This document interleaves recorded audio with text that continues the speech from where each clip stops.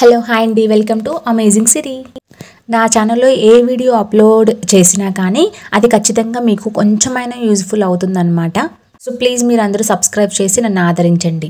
ఎప్పుడైనా సరే ఆకుకూరలని ఇలా జిప్లో కవర్స్లో కానీ బాక్స్లలో కానీ ఎయిర్ పోకుండా కవర్ చేస్తే ఎప్పుడు మనకి చాలా రోజులు ఉంటుందన్నమాట. అలాగే చాలామంది లేడీస్ ఆకుకూరల్ని కడిగేటప్పుడు చేసే పొరపాటు ఏంటంటే హోల్స్ ఉన్న గిన్నెలు తీసుకొని లేదంటే వెజిటబుల్ వాషర్ స్ట్రైనర్స్ ఉంటాయి కదా, అవి తీసుకుని వాష్ చేస్తారనమాట ఆకుకూరలు.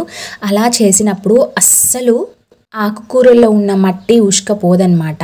ఎప్పుడైనా సరే ఆకుకూరల్ని వాష్ చేసేటప్పుడు బిగ్ బౌల్ తీసుకోవాలన్నమాట. పెద్దది తీసుకొని ఫ్రీగా మనము అలా వాష్ చేసుకునే వీలుండే బౌల్ని తీసుకోవాలన్నమాట. అలా ఒక 2-3 సార్లు వాటర్లో ముంచి తీసి సెపరేట్ చేయాలన్నమాట. అలా మనం 2-3 సార్లు చేసి చక్కగా వేరే ప్లేట్లోకి తీసుకుంటే ఆకుకూరలు నీట్గా క్లీన్ అయిపోతాయి.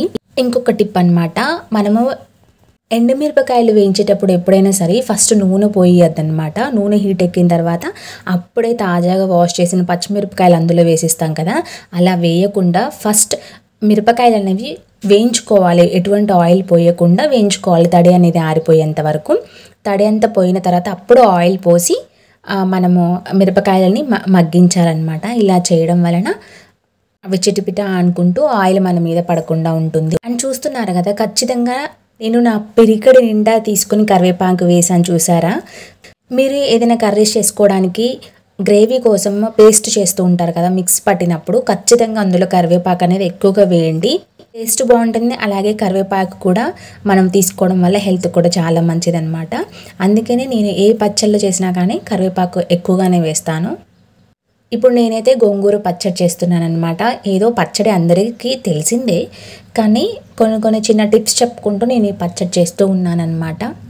ఇప్పుడు చూసారు కదా, కొంచెం ధనియాలు వేసానన్నమాట. సో ఇవన్నీ లైట్గా మగ్గాలన్నమాట. ఎలా మగ్గాలంటే ఈ పచ్చిమిరపకాయ మన సమోసా బయట కొనుక్కున్నప్పుడు మిరపకాయలు ఇస్తారు చూసావా, దూరగా వేగి ఉంటుంది, అలా వేగేంత వరకు ఉంచుకొని స్టవ్ ఆఫ్ చేయాలి. ఇందాక ఆల్రెడీ పోసిన మిరపకాయలు వేగిన నూనెలోని ఈ ఆకులను కూడా వేసేసాను అనమాట, గోంగూర ఆకులు. సో పచ్చడి మాత్రం ఎమ్మీగా టేస్టీగా ఉంటుంది.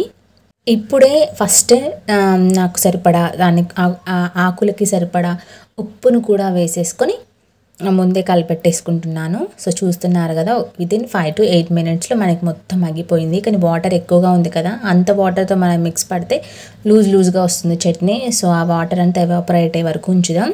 ఈలోపు మనము ఇందాక వేయించి పెట్టుకున్న మిరపకాయలని మిక్స్ చేసేసుకున్నాను అనమాట. ఇక్కడ చూస్తున్నారు కదా, నేను వేయించిన మిర్చి పేస్ట్ని మొత్తం కూడా నేను యూజ్ చేయట్లేదు అనమాట. అవి కొంచెం కారం ఎక్కువగా ఉన్నాయనుకో, మళ్ళీ ఎక్కువ కారం అవి పిల్లలు తినరని చెప్పేసి ఫస్ట్ కొంచెం సపరేట్ చేశాను. ఇన్ కేస్ నాకు ఇంకా కారం సరిపోలేదంటే అది యాడ్ చేస్తాను. అందుకని ముందే కొంచెం తీసి పెట్టుకున్నాను. తీసి పెట్టుకోవడమే మంచిదేనండి. కొంచెం ఇప్పుడు సరిపోయిందనమాట కారం. అది మొత్తం కలిపి నేను మిక్స్ పట్టుంటే ఖచ్చితంగా ఎక్కువ అయిపోయేది కారం. ఇది ఒక స్మాల్, ఇది చూస్తున్నారు కదా, ఇది ఒక సీక్రెట్ ఇంగ్రీడియంట్ అనమాట. నేను ప్రతి కర్రీలో ఇది లాస్ట్ వేస్తానన్నమాట. సో దీని గురించి కూడా నేను మళ్ళీ ఒక వీడియోలో చెప్తాను. అండ్ ఇక చివరగా గోంగూర పచ్చడి అంటే ఖచ్చితంగా ఆనియన్స్ ఉండాల్సిందే కదా. సో ఆనియన్స్ లేకపోతే ఆ గోంగూర పచ్చడి అనరనమాట. సో ఆనియన్స్ కంపల్సరీ ఉండాలి. సో అన్ని ఆనియన్స్ వేసాగానే ఆ పచ్చళ్ళు అన్నీ కలిసిపోయాయి చూడండి, మిక్స్ పట్టద్దు. సో సన్నగా తురుముకుని లాస్ట్లో ఆ పచ్చళ్ళలో వేయాలన్నమాట. పచ్చడి ఫినిష్ అయిపోయింది.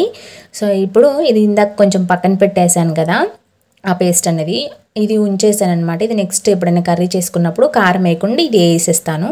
చాలా యమ్మీగా వచ్చింది. గంట పైన తినే మా పాప ఈరోజైతే 1/2 అవర్లో తినేసింది అనమాట ఈ పచ్చడిని. సో పిల్లలు కూడా చాలా ఇష్టంగా తింటారు. ఇది హెల్త్కి కూడా మంచిది కనుక వీక్లీ వన్స్ అన్న ట్రై చేయండి. ఇంకా గోంగూర పచ్చడిని ఒక్కొక్కరు ఒక్కో విధంగా చేసుకుంటారు. ఎండుమిరపకాయ వేస్తే ఇంకా చాలా బాగుంటుంది పచ్చిమిర్చి కంటే. బట్ ప్రజెంట్ ఇంట్లో ఎండుమిరపకాయలు అయిపోయాయి, అందుకని పచ్చిమిర్చితోనే చేసేసాను అనమాట. అయినా కానీ టేస్ట్ బాగా వచ్చింది. ఇంకా కొంతమంది డిఫరెంట్గా ఇంగ్రీడియంట్స్ యాడ్ చేస్తారు. నేను మాత్రం ఇలా సింపుల్గా చేసిస్తాను, అయినా కానీ బాగుంటుంది. చూస్తున్నారు కదా, ఒక ఇంగ్రీడియంట్ గురించి చెప్తానని. సో దీని గురించి తెలుసుకోవాలంటే ప్లీజ్ ఈ వీడియోని లైక్ చేసి నా ఛానల్ని సబ్స్క్రైబ్